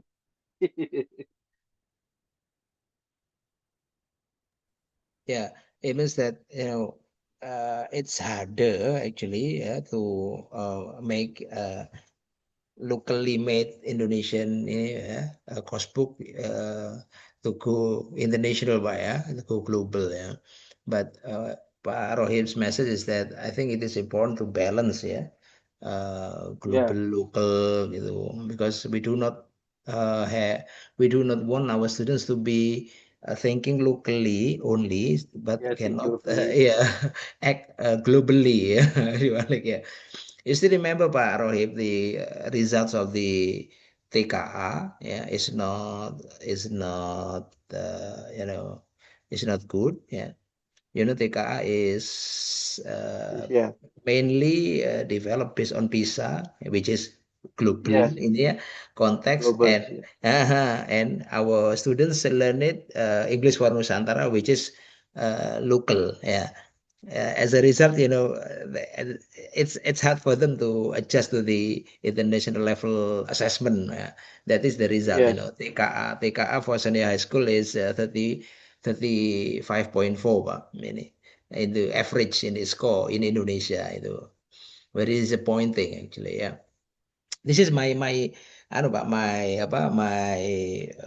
hypothesis, ya, because of the ini contents, ya, too local, ya, it's too local. difficult to So yeah, it's ignoring the outside. So yeah. sometimes it limited the students' knowledge about the outside. Betul, ya. NTK is actually international and has been designed based on PISA, and PISA is international level. PISA stands for Program for International Students Association Assessment, right? Yeah. Assessment. Oke, Yeah. Pak. Thank you. Ini ada pertanyaan lagi dari Pak Anto. Oh, tadi sudah ini. Tapi is it okay or and necessary to evaluate ASP course book using CDA perspective only? As I told you, Pak. Kalau No worries. no, Yeah. come on, Pak, It's please. okay.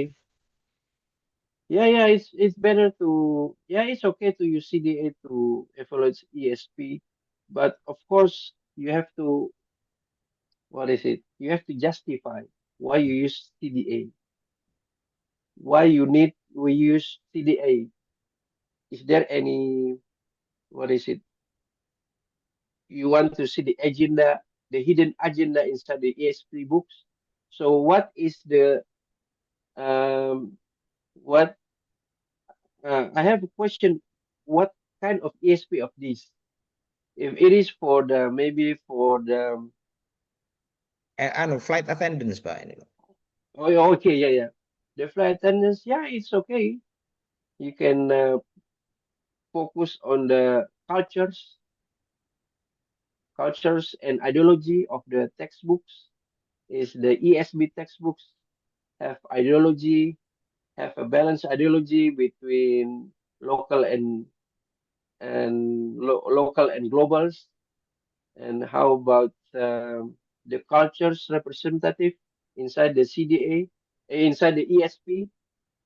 Can the flight attendants inside the ESP can learn certain customs from uh, foreign peoples, for example? Because most of the time, flight attendants will serves not only local people but also international passengers.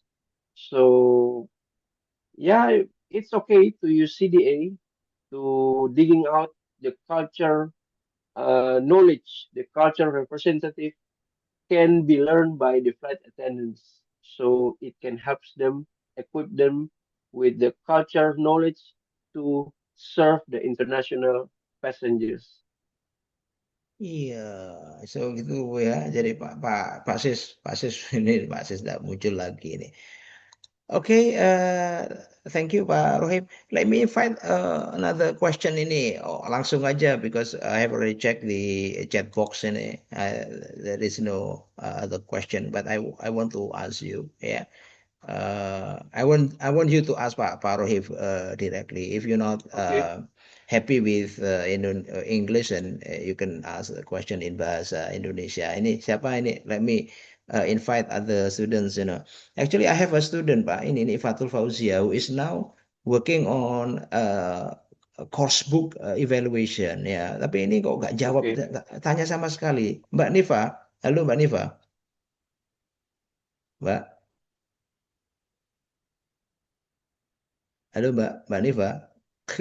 Katanya ini ya. Ayo silakan ini yang lagi melek ini ya tidur ini ya silakan tanya ini. Lagi ya in bahasa lah kalau anu ini ya Bu Mutiara atau siapa Ya, itu ya. yang lain ini yang angkatan saya angkatan yang reguler yang mata kuliah itu loh mata kuliah kita ini Business Development. Ayo tanya silakan. Siapa yang tanya ini? Pakai bahasa Indonesia aja ini.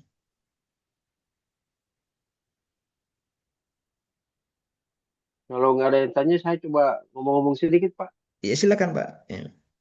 Oh iya, Mm-mm. jadi ya teman-teman, Mm. kadang-kadang itu ya, kita itu pusing mau cari topik apa ini buat tugas akhir. Betul, iya benar. Nah, saling berkunjunglah ke perpustakaan, baca tulisan-tulisan senior-senior kita. Yang paling penting itu bukan awalnya, tapi akhirnya. Rekomendasi dan penelitian selanjutnya. Itu yang saya paling suka itu.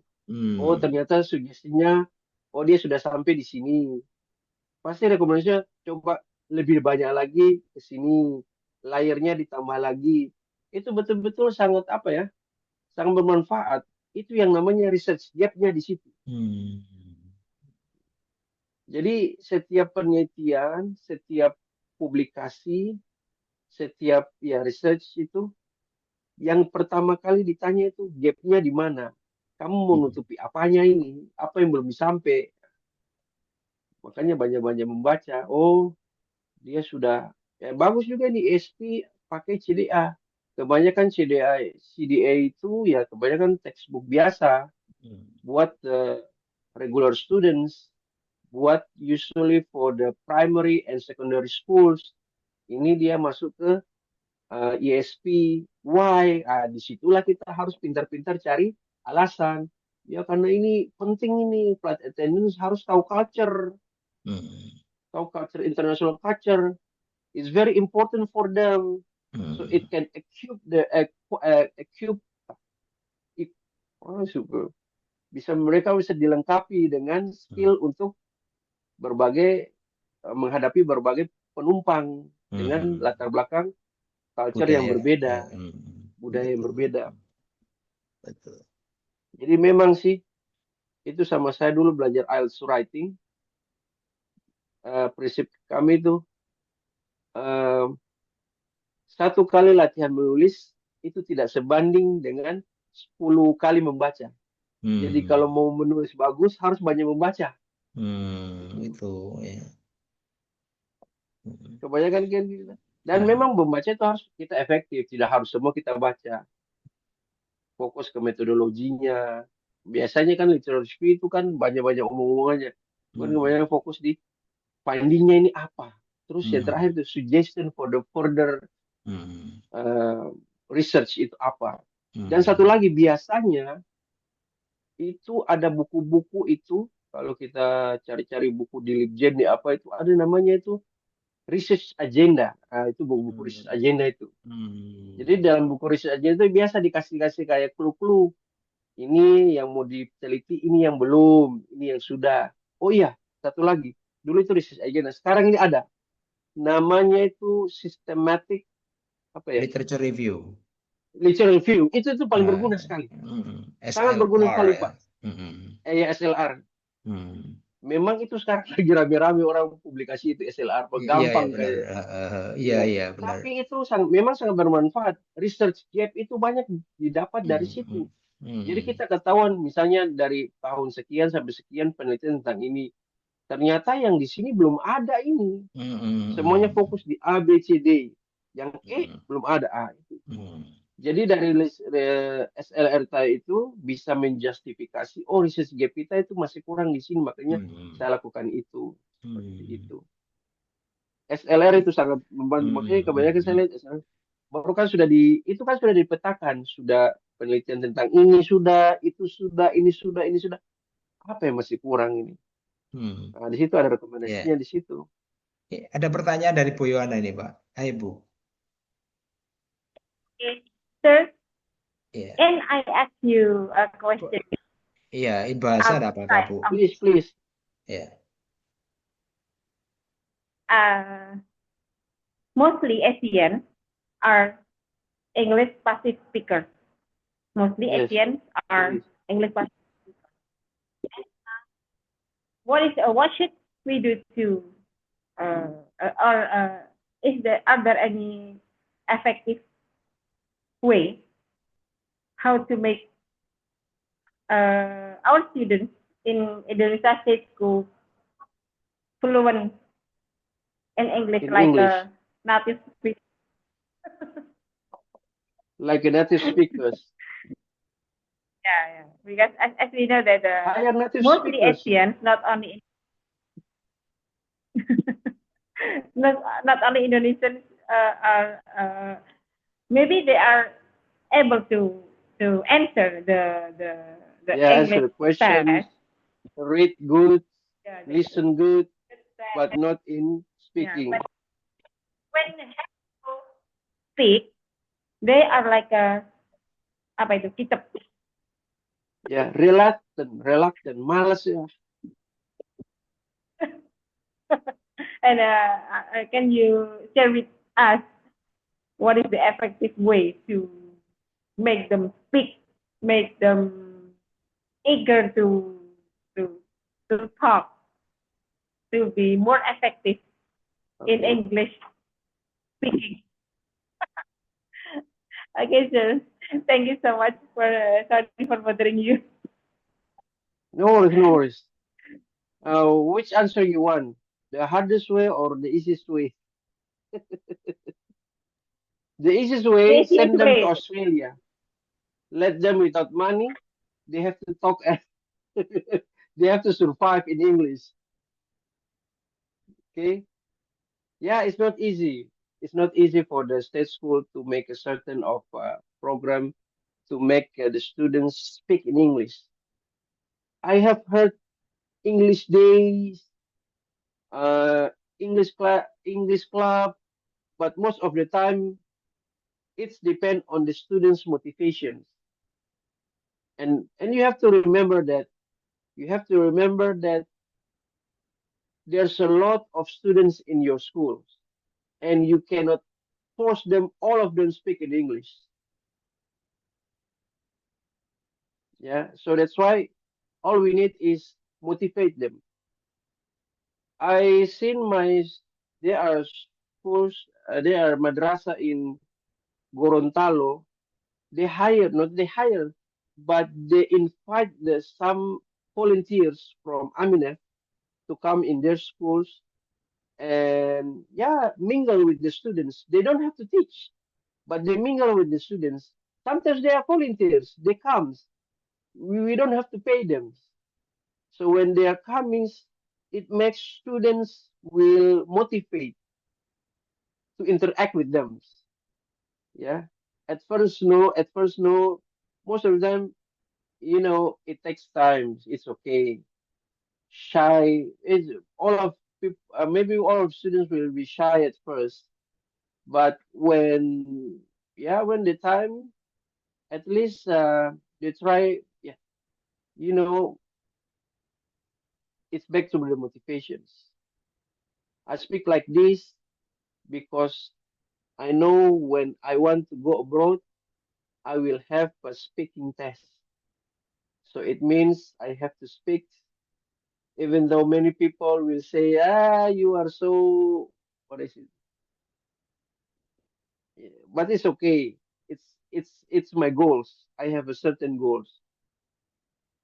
Yeah, it's you have to back to your students, motivate them.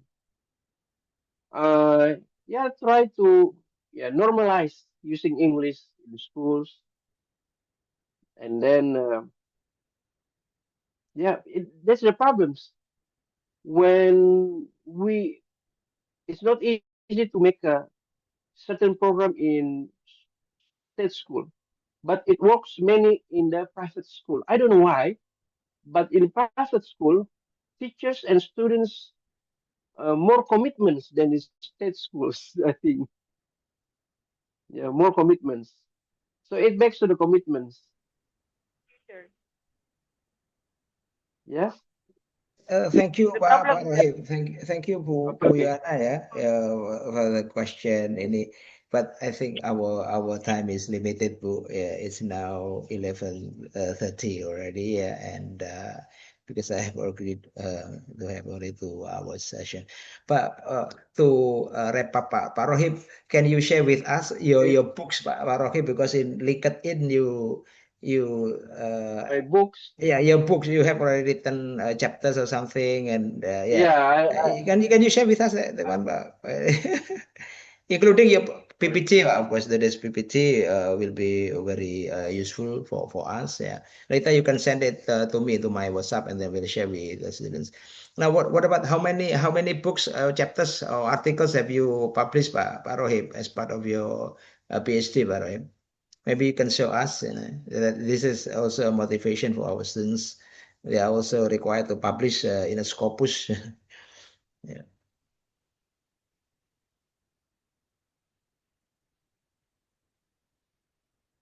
will share my.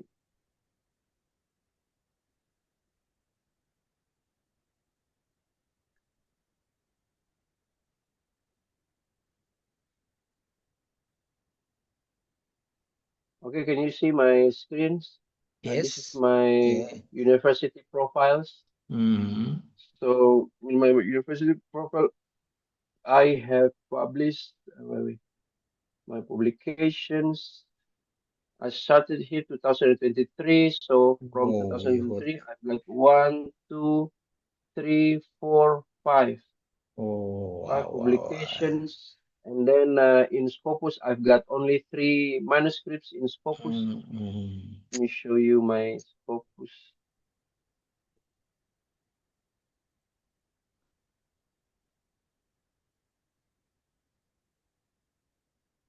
And to graduate, how many Scopus publication No, you should? no, there is no publications requirement in my university.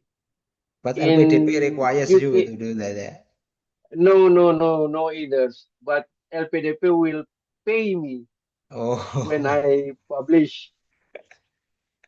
Wait. Oh, so,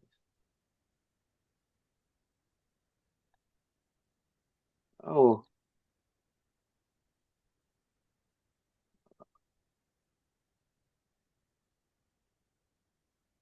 this is my Scopus.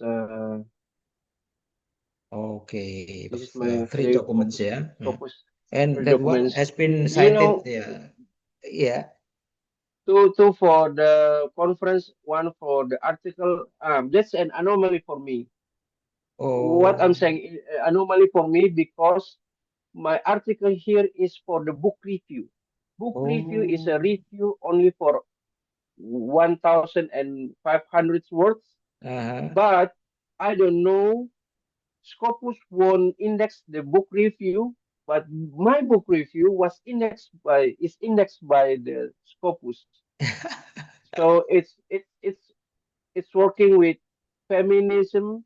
Uh, So since I am in linguistics, I'm working with social yeah. linguistics, Mm, and these books has a correlation between linguistics, corpus linguistics, and feminism. So I try mm, to review that, and I send to the publishers, and they publish mm. it.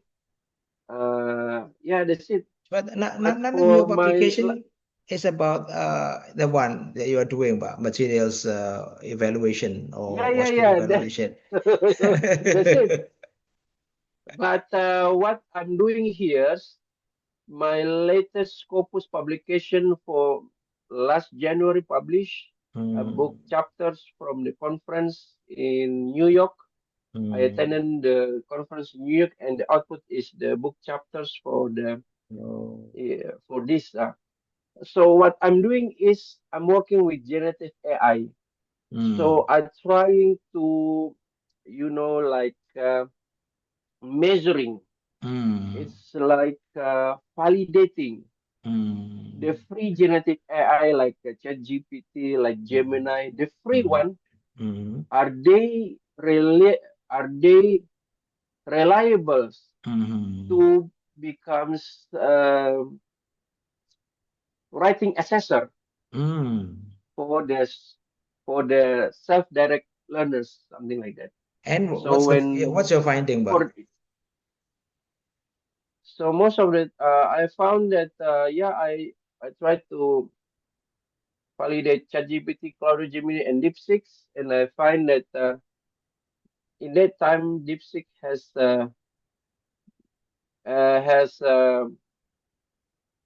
deliver more concise feedbacks, something like.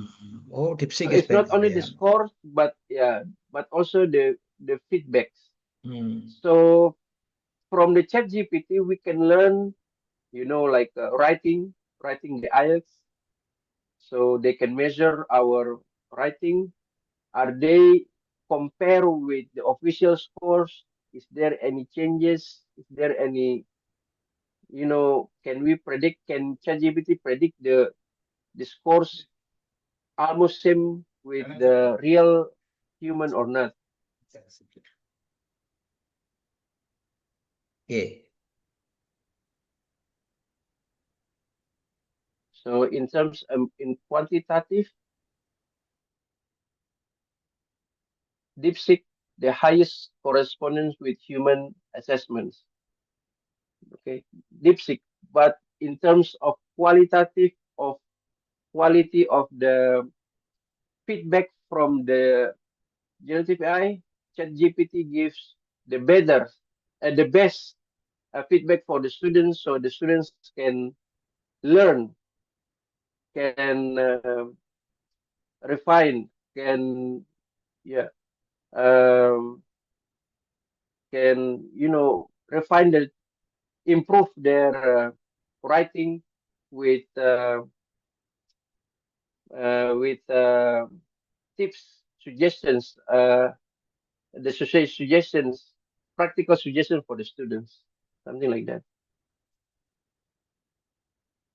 So that's very interesting. I think I can share this with our students so that they can be assessed in their writing, yeah, ChatGPT, Cloud, and they can decide which feedback they want to get, yeah, whether if they want quality ChatGPT, but in terms of quantity or human like should be DeepSeek, but DeepSeek, yes. In that time, I said in the time because everything changes, everything is improving. Yeah. So at least I try to show how to measure them, how to get the data from them, something like that. So it's not about the object. Sometimes methodology is important for them to see. Okay, thank you very much, Rohib, for sharing with us your experiences as well as your publication. We learned a lot from this, from your presentation, and I hope that we can apply the token of today's seminar, today's guest lecture, on ideas for materials development, ELT materials development, Okay, this is 11:40 Indonesia time, so we would like to once again thank you, Pak Rohib, and I would like to share the certificate, Pak Rohib, yeah. So Pak Dekan has already Pak Dekan has published a certificate for you, and I will follow up with the other administration matters, Pak Rohib. Yeah. So Thank you very congratulations. much. Yeah, thank you very much for your willingness to share with us your expertise, Pak Rohib.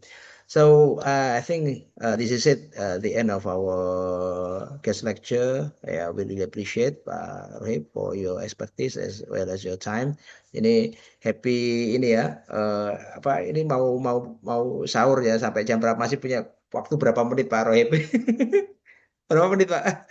Masih punya waktu berapa No, menit ya? sudah subuh sekarang nih, sudah Oh, subuh. sudah subuh ya, sorry tadi berarti sudah Iya, sampai belum tadi Pak ya? sudah Oh, sampai. Sudah. alhamdulillah gitu ya. Oke, No worries, no ya, worries. sebelum kita tutup ini coba ini bisa nyalakan dulu anunya kameranya, kita mau ini eh, ya untuk kepastian ini ya, saya laporan ke pimpinan ya bahwa sudah melakukannya dengan baik ya. First ini ya. Coba 3, 2, 1. Oke, yang second layer ya, ayo.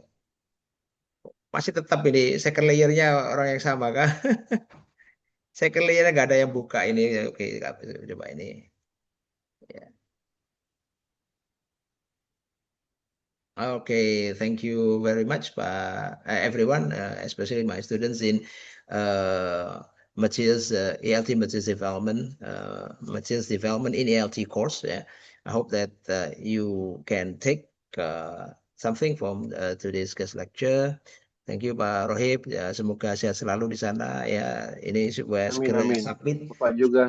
Ya, supaya segera submit. Iya. Yeah, very insightful. Thank you, jazakumullah khairan jaza. Saya ini akhiri sesi hari ini. Thank you. Wassalamualaikum warahmatullahi wabarakatuh. Waalaikumsalam warahmatullahi warahmatullahi wabarakatuh.